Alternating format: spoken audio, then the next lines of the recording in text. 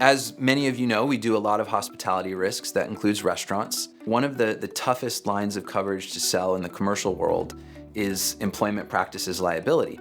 On the flip side, turn on the television, particularly late at night, and all you see are commercials from personal injury attorneys saying to sue your employer for all sorts of different things. We had an employer, still a client, wonderful restaurant I eat at regularly, and we presented him with an employment practices liability option, and he's, no. I don't need this. I treat everybody fairly. I treat everybody properly.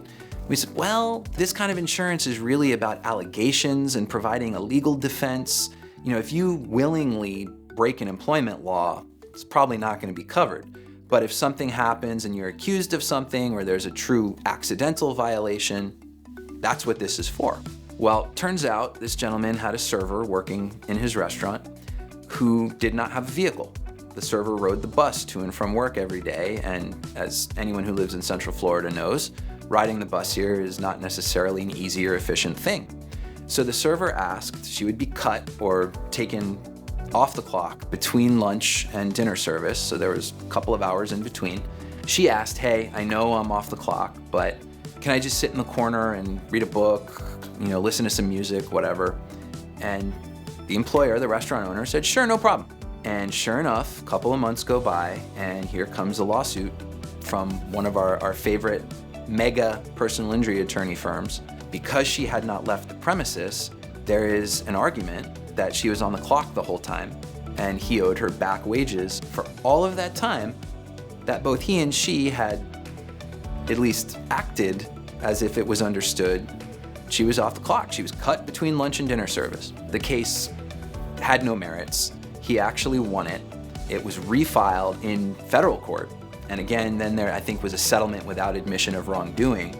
But this gentleman spent around $20,000 in legal fees and a small settlement to get rid of this situation, to move beyond it. Had he purchased employment practices liability insurance, if memory serves, it was like a $200 or $300 per year add-on to his existing business owner's policy. So, do that math. $200 a year, he spent over $20,000 all at once.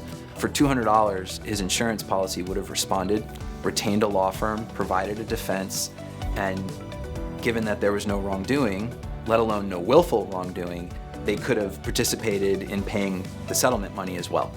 It's one of those things where it's a tough sell, but when you see the ability to fill those gaps, to provide that protection for our clientele, it's critically important, and it's why we're passionate about doing it, because we can share these stories and go, hey, this is why.